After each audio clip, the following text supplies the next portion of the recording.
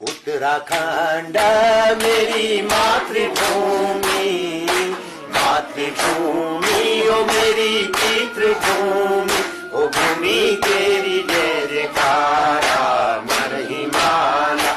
तो दोस्तों पाला गौरिया के थे, भगवान के उसमें थे। तो दोस्तों उनने एक स्त्री की दिल की बात जानना उनके लिए कोई बड़ी बात नहीं थी। तो दोस्तों उनने हंसा के दिल के हाव भाव को, सब चीज़ को समझ लिया था उनके। और हर जगह तुम्हारा नाम चलेगा, हर जगह तुम्हारा डंका चलेगा, तुम्हारा ऐसा बलिदान, कृतज्ञ त्याग को देखते हुए सभी लोग तुम्हारी पूजा करेंगे। उन्हें गुरु देवता की बालपन की और नटखट वाली कथा सुनी। तो दोस्तों आप लोगों को कैसा लगा? तो दोस्तों अब मैं जो सब्सक्राइबरों ने मेरे सवाल पूछे हैं, जो कल ने ध्यानपूर्वक सुनी और अंत में फिर सवाल पूछा मुझसे, बहुत मेरे को खुशी हुई।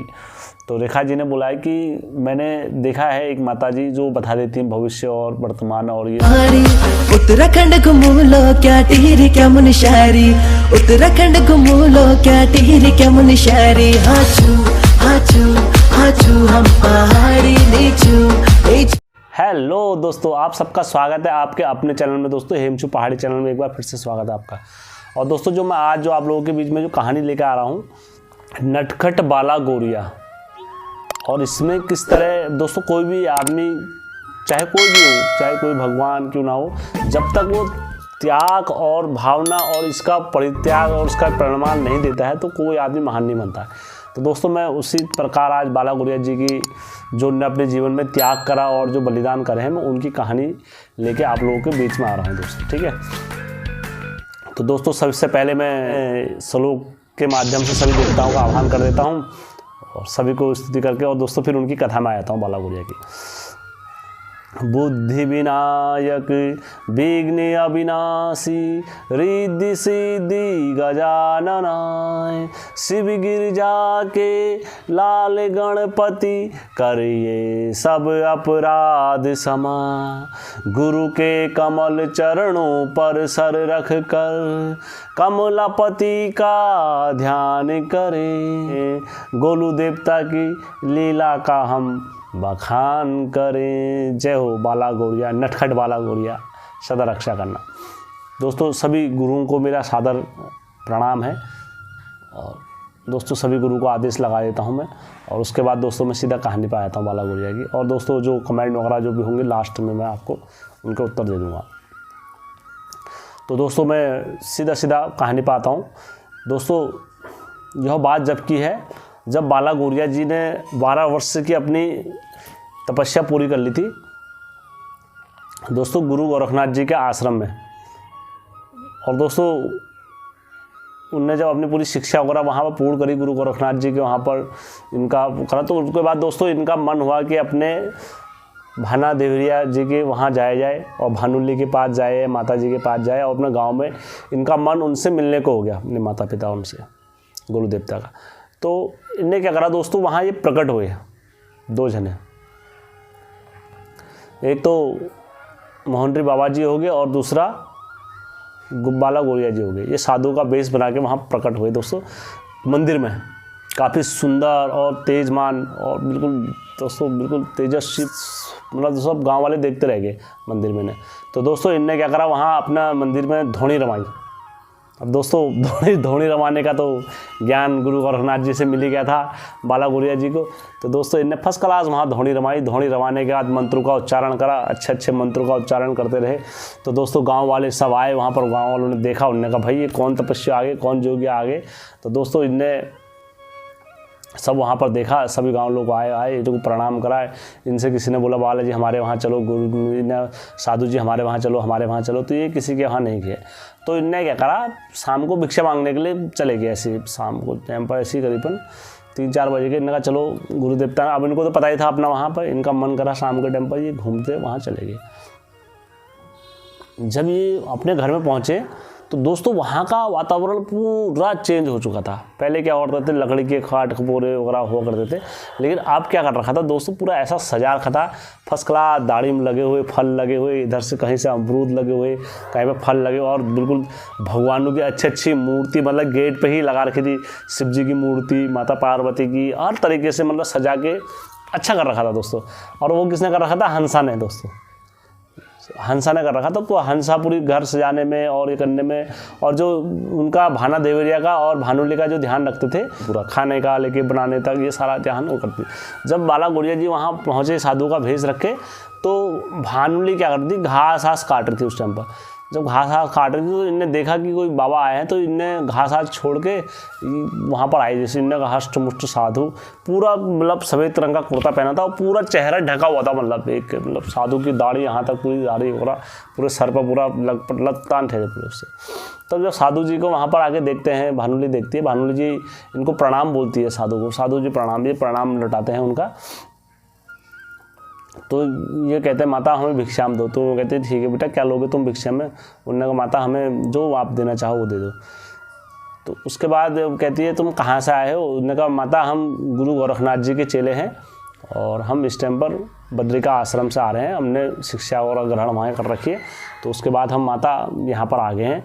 तो उन्होंने कहा वहाँ गुरु गोरखनाथ जी का शिष्य तो मेरा बाला गौरिया भी है, और क्या तुम उनसे कभी मिले हो? तो उन्होंने कहा हाँ माता, वो बाला गौरिया जो है वो हमारे साथ ही के शिक्षा वगैरह कर रखी है और हमारे साथ ही क्या हुआ। तो उन्होंने कहा कभी तुम्हें उनने बताया नहीं कि हमारे बारे में कि मेरी माता भानुली है और भाना मछुआरे हैं पिताजी हमारे? और क्या उन्होंने कहा अब तो वो बहुत बड़ा राजकुमार बन गया होगा, अब कहाँ मछुआरों की याद आती होगी, अब तो हमारे मछली वाले बदबू वाले कपड़े भी नहीं पहनता होगा, ये सो करके उन्होंने कहा नहीं माता कभी। अब होता है दोस्तों, थोड़ा माता के साथ थोड़ा परीक्षा लेते ही हैं, नटखट गोलू हुआ बचपन वाली। अब दोस्तों घर में तो कोई भी, चाहे कोई बाहर कितना बड़ा सेंस हो, लेकिन जब अपने घर में आता तो दोस्तों नटखट होता ही है दोस्तों, उसमें हर किसी में नटखट। अपना घर दोस्तों, अपना घर अपना ही होता है।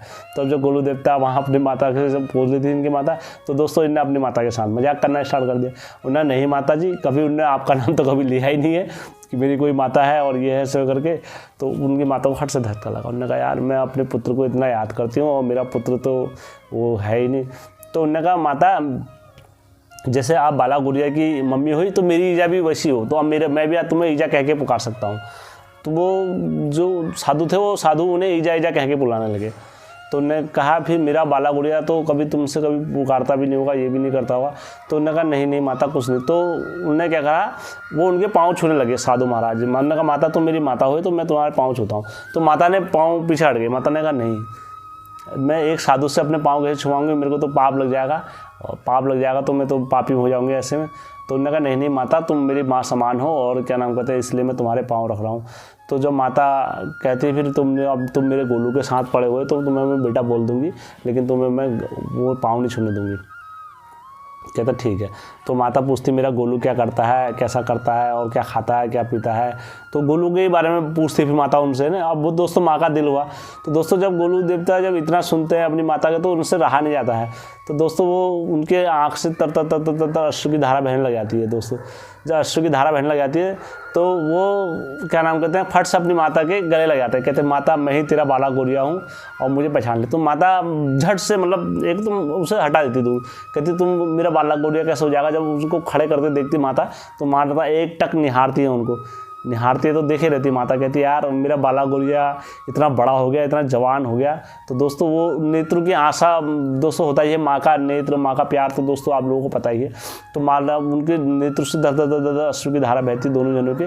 तो दोस्तों वो जो कमंडल से जल निकालते हैं तो मोहन ऋषि होते हैं मारते हैं दोनों पर। तो दोस्तों फिर वो अपने रूप में आ जाते हैं बाला गौरिया जी और वो भी। तो दोस्तों वो खूब जोर जोर से फूट फूट के और रोने लग जाते हैं। जब वो फूट फूट के तो दोस्तों फिर माता कहती है तुम बाला गौरिया कैसे है बता देगा। मगर माता तुमने मुझे पहचाना नहीं, एक बार तुमने मुझे गरम चिमटे से मारा था माता, और वो दाग देखो माता मेरे आज भी यहाँ पर है। तुमने लोटी करके मारा था, गरम चिमटे से मारा था, मेरे यहाँ भी दाग है आज। जब माता देखती तो माता फिर खूब जोर जोर से रोने लग जाती। कहती तू साले वही बाला गौरिया है ना, तो जो क्या नाम कहते हैं, एक बार मेरे बाला गौरिया ने प्रधान के घर में सांप आ गया था तो मेरा बाला गौरिया वहाँ अकेले चले गया और वो सांप को पकड़ के मुट्ठी से पकड़ के वहाँ छोड़ के आया, बाहर तड़ी बाहर छोड़ के आया। और जब मेरे को पता लगा मेरे को बड़ी चिंता हुई इसकी, और मैं मारते मारते और रगड़ के तेरे को घर लेके आई, तेरे को याद है। तब वो बाला गौरिया और ज़ोर ज़ोर से रोने लग जाएगा। तब माँ मुझे अच्छे से याद है, माता मुझे अच्छे से याद है। तो दोस्तों मतलब भावुक बहुत जागे मतलब बाला गौरिया जी खूब ज़ोर ज़ोर से, क्योंकि दोस्तों बचपन की यादें और बचपन की ये सारी चीज़ें ऐसी रहती है ना दोस्तों, किसी को भी बताओ और कुछ भी मतलब तो उसमें बहुत सारे प्यार और बहुत सारी चीज़ें रहती है। तो दोस्तों बाला गौरिया और ज़ोर ज़ोर से रोने लग जाते हैं, कहते हैं माँ मुझे मतलब बहुत सारी चीज़ों का आभास हो रहा है। ये सारी चीज़ें करके बाला गौरिया माता के मतलब उनके आँखों से नेत्रों की धारा रुकती नहीं बाला गौरिया की।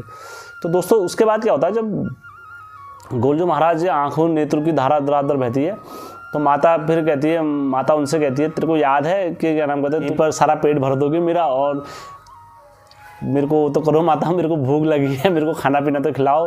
माँ का हाथ का खाने के बड़े दोस्तों बड़ी हर किसी की लालसा रहती है।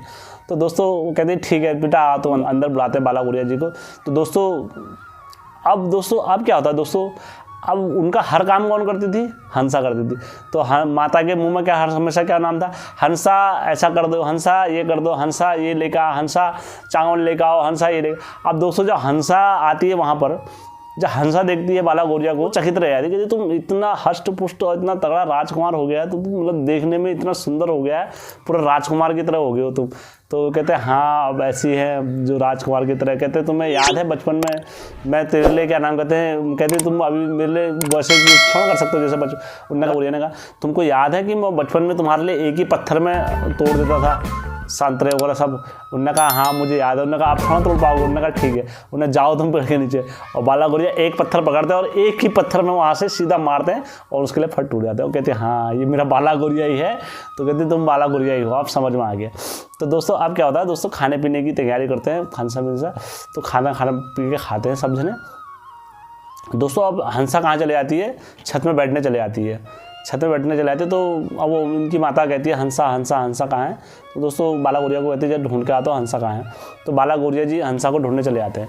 जब दोस्तों हंसा क्या होती है, खा पी के मतलब एक उसमें होता है ना पहाड़ों में बैठने के, थोड़ा पाँव नीचे लटका के और झूला टाइप के खा के ऐसे बैठते हैं दोस्तों। तो हंसा वहीं बैठ रखी थी।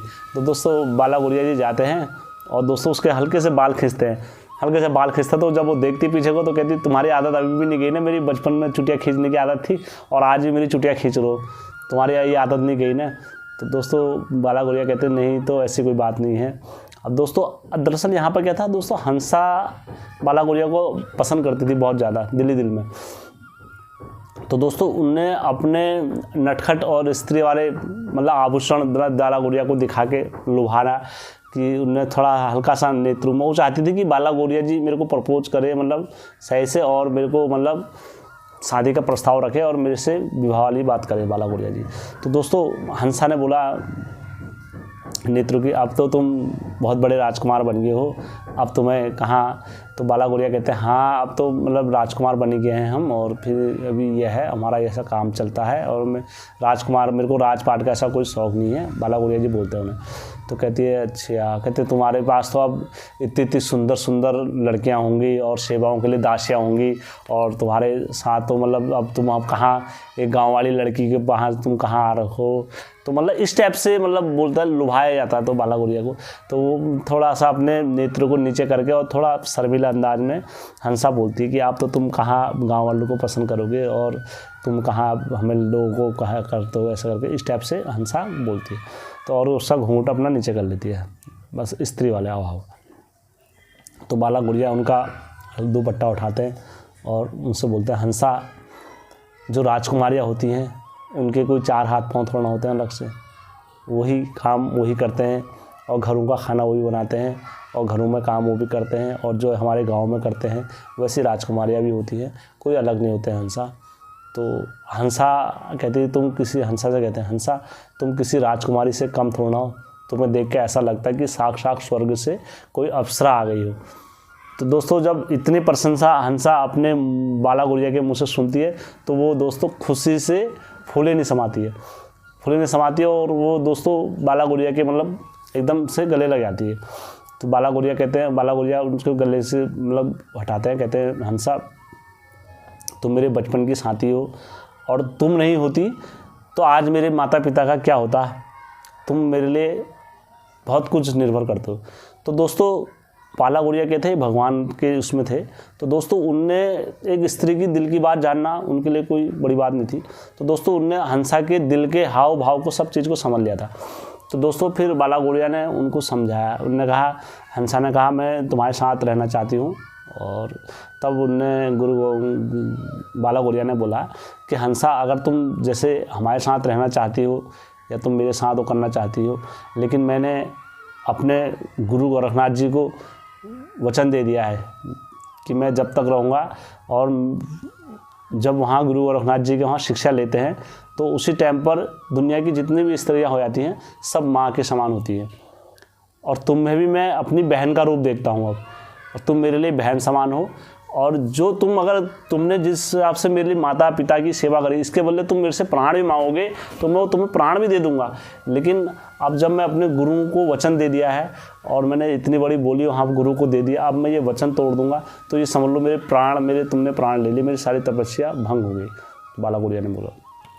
तब हंसा समझ जाती है कि जो अवतारी पुरुष होते हैं वो ऐसे होते हैं कि भगवान जो पैदा होते हैं, कभी भगवान ये नहीं कहते कि तुम मेरी पूजा करो और तुम मुझे मानो। तो दोस्तों वो समझ गई थी कि बाला गौरिया अब चेंज हो चुके हैं और ये अब लोगों का भला करने के लिए आगे बढ़ेंगे। तो दोस्तों उसके बाद हंसा उनको प्रणाम करती है, कहती है मुझे माफ़ कर दो दादू, और आज से तुम यहीं के देवता नहीं सभी जगहों के देवता बनोगे, और हर जगह तुम्हारा नाम चलेगा, हर जगह तुम्हारा डंका चलेगा।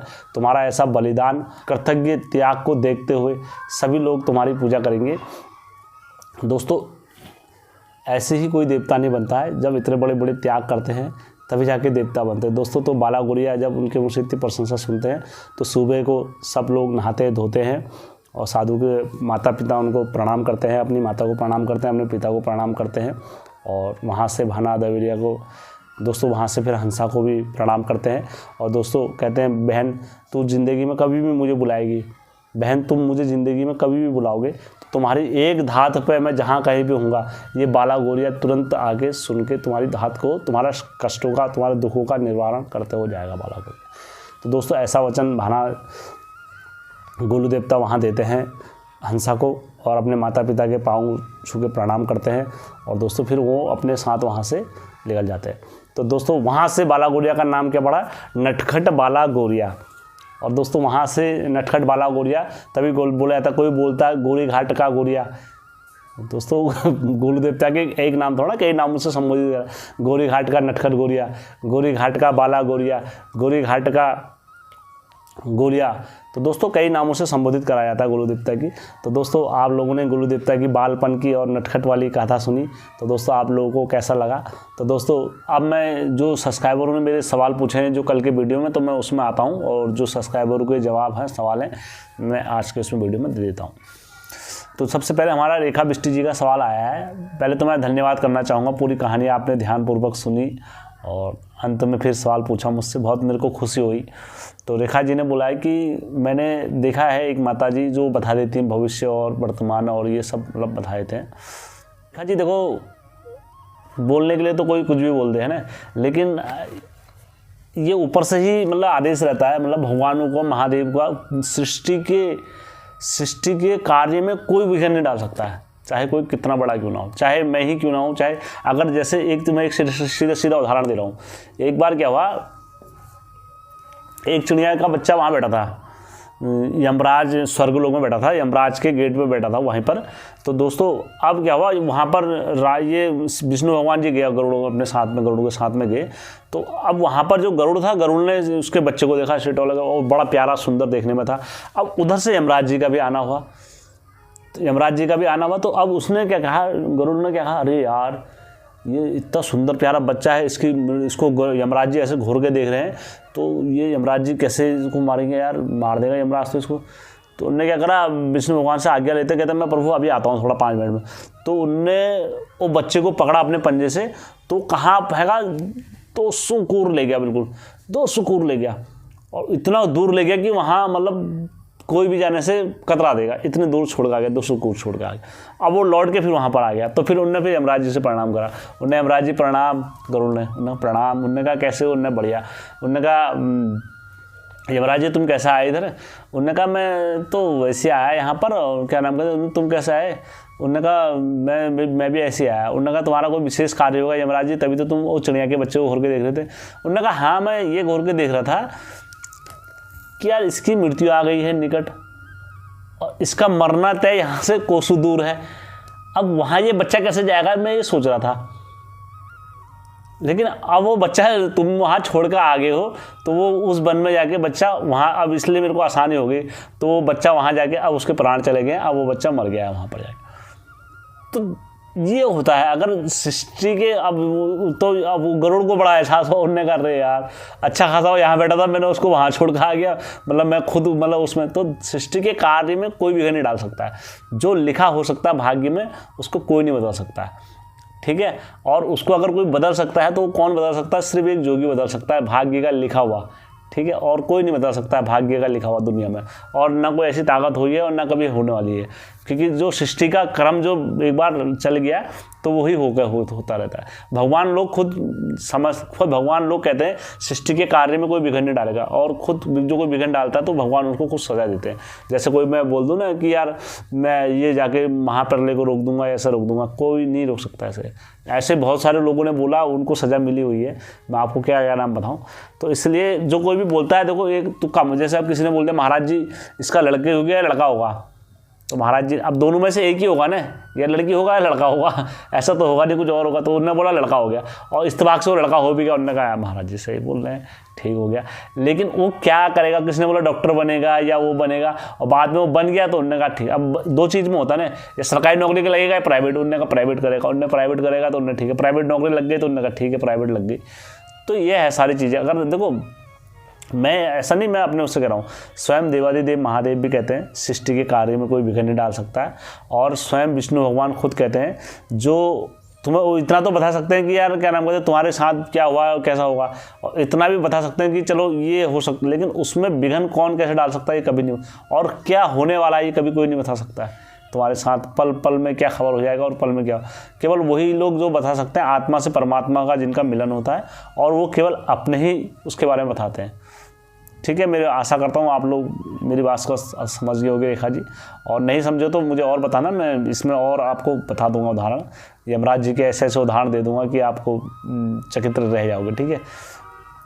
तो दोस्तों एक मेरे सब्सक्राइबर ने पूछा है, ललित जी ने, अन्यारी देवी माता की कहानी मुझे बताओ सर हमें, और रिक्वेस्ट है हमारी, और मेरे से काफ़ी आपने देखो अन्यारी देवी माता के बारे में मैं आपको पूरा बता दूंगा, पूरी कहानी बता दूंगा कैसे इनका क्या हुआ।